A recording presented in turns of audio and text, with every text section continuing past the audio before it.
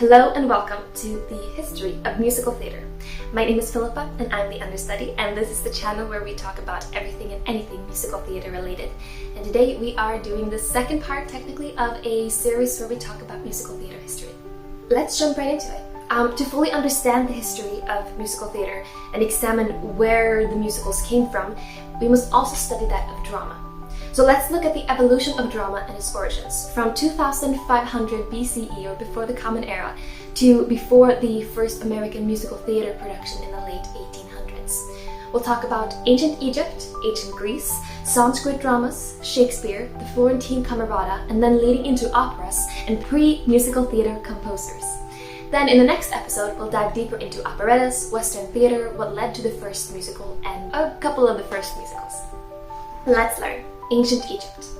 The documented history of drama dates all the way back to 2500 before the Common Era in northern Africa. Ancient Egyptian cultures, music and dance were communication with the gods, expressing gratitude for the gift of life. Paintings on tombs and temple walls show us their value of dance and its importance. There's not a lot that has survived from ancient times, but something that we do have is the Ramesseum Dramatic Papyrus, which is the oldest known surviving papyrus roll, and it contains a ceremonial play that celebrates Senusret I's accession to the throne in the 12th dynasty.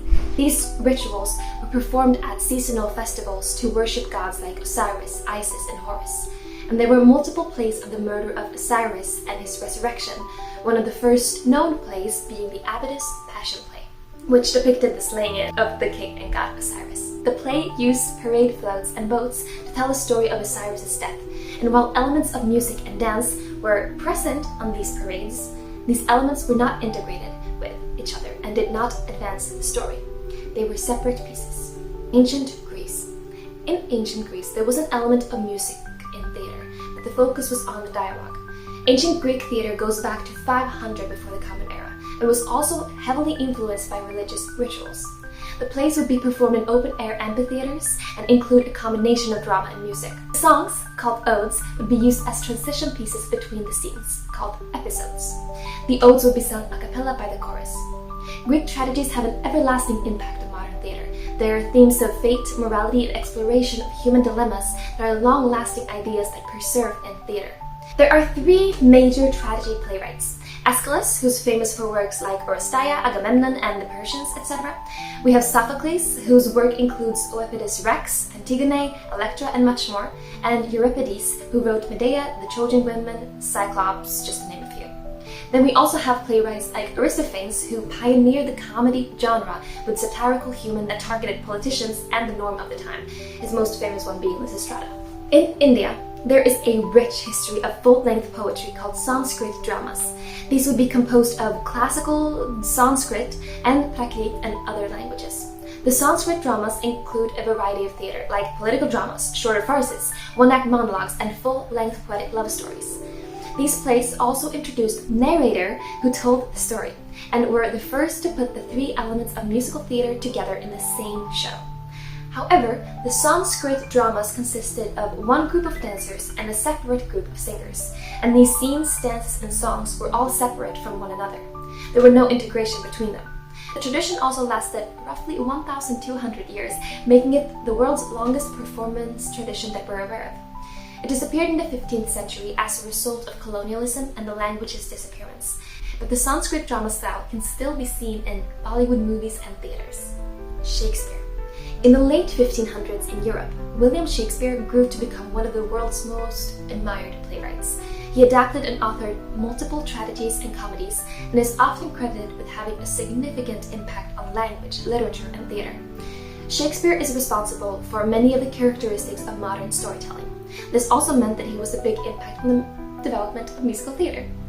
There's been a lot of recent debate about whether or not his works were original or stolen from other authors. But as of now, scholars agree that he wrote what was attributed to him, though he was inspired by plots and stories exposed to him. This means that he wrote about 40 plays, with some of the more famous ones being All's Well That Ends Well, Henry IV, and the 5th, 6th, and 8th in different parts. Hamlet, King Lear, Love's Labour's Lost, Macbeth, Midsummer Night's Dream, Much Ado About Nothing, Othello, Romeo and Juliet, Taming of the Shrew, Twelfth Night, and many more. He also founded the idea of the soliloquy. A soliloquy is one person alone on stage speaking what is inside their mind, and it gives the audience a new perspective coming from inside the character. Even though Shakespeare's work didn't feature music or dance, the soliloquy was a prerequisite for musical theater solo songs, which is something that all musical theaters have today. The Florentine Camerata. Around the same time, in 1573, a group of humanists, artists, and intellectuals in Florence, Italy, called the Florentine Camerata, sensed that the current music wasn't enough for artistic senses. A camerata is like an old-time club, and it refers to a group of individuals who gathered and discussed what they were passionate about. The Florentine Camerata sought to revive the ancient Greek drama and music in order to create a more beautiful and expressive singing style. They were the first to gather intellectuals and artists with the goal of resurrecting the ancient world. They focused on developing a single voice with accompaniment rather than the medieval polyphony, which means that there are multiple people singing at the same time over each other. And they developed what would later become the operatic genre. In 1597, a member of the group, Jacopo Peri, created what is considered the very first opera called Daphne. However, the score of Daphne has not survived the times, and the earliest surviving score of an opera was Eurydice, which he wrote in 1600. The first opera regarded a masterpiece was L'Orfeo by Claudio Monteverdi, which premiered in 1607. So, let's talk about the operatic genre. An opera is a play set entirely to music, and it's made up of a variety of different vocal pieces, instrumental accompaniments, and music rules. While the opera is what developed into musical theater, the classical sense of an opera differs a lot from the modern classification of an opera, meaning a sung-through theater piece. Key characteristics of the 1600s opera include a large orchestra, cast, and chorus, and principal characters who were separate from the rest of the chorus. The music and performers were central to the production, leaving the plot and story to be changed based on the needs of the rest of the show. The emphasis was on the music, not the words, and this detachment from the story is the biggest difference between traditional operas and modern musical theater operas. There are also different types of operas, including opera buffa and opera seria. Opera buffa was created to do the purpose of making the audience laugh, but the interludes between songs would usually be comedic even in opera seria, which is more solemn and dramatic in the style. Up until the early 1800s, the majority of musicals performed on American stages were this and other British ballads operas, burlettas, and pantomimes. So, ballad operas, which originated in England in the 18th century, is a type of satirical drama that includes traditional and operatic melodies. But one of its distinguishing features was the use of popular musical melodies with new lyrics or even spoken dialogue.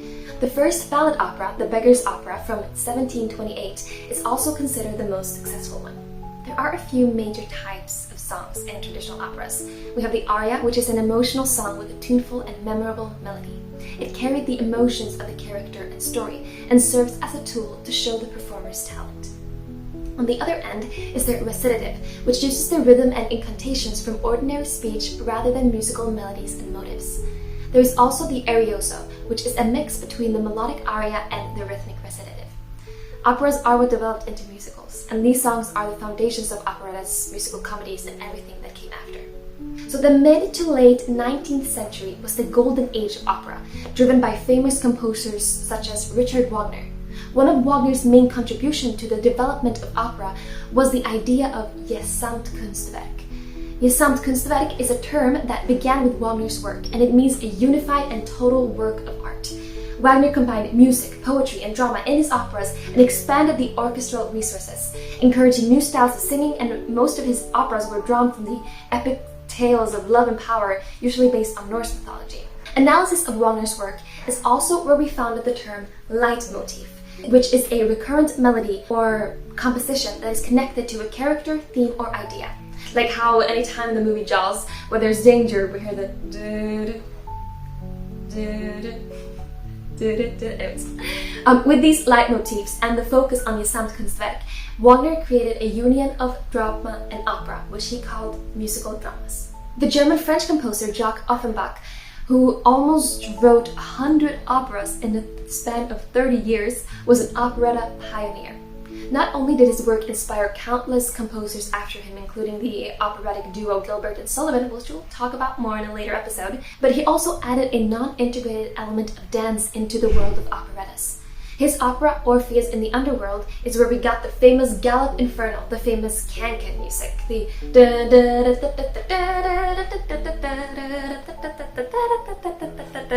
anyways. Johann Strauss is another famous composer of dance music and operettas. He was known as the Waltz King and composed over 500 waltzes, polkas, and other dance music. And his most famous composition, which is one of the most well-known tunes of the 19th century, is An der schönen blauen Donau. This is the da-da-da-da, dun-dun, dun-dun, dun-da-da-da-da. Incorporating these new forms of dance into his work, he made people dance together and closer than they ever had before, setting the stage for a modern dance revolution to come. In the early 20th century, the popularity of opera was maintained by Richard Strauss and Giacomo Puccini. Puccini, the leading Italian opera composer of his generation, created masterpieces like La Bohème and introduced the future cinema technique of cross-cutting, meaning cutting from action to action, so much so that the term Puccini is in filmmaking refers to this kind of cross-cutting between action. However, his most significant contribution to theater was his demand for realism. The Italian Verismo movement, Verismo meaning realism in Italian, was a literary movement for which Puccini became the leader of in opera. He would hold a mirror to life and reality and reflect the middle and lower classes in his works. Puccini also used the music motifs to foreshadow upcoming events, which was something new for operas at the time. And he brought the bel canto singing technique forward in practice. Bel canto is a singing technique that emphasizes expressiveness and beauty through articulation and sustained vocal lines. Next up, we'll talk about the Western theater, operettas, and the first musicals, but that's all in the next episode. If you like it so far, hit the like button below, subscribe to the channel for more exciting videos. Let me know in the comments what you want to see next. I obviously have an entire course planned out for this entire series, but anything that you want to see, put it down in the comments and I will make sure to get to it as soon as I can. Thank you so much for watching, and I'll see you in the next one.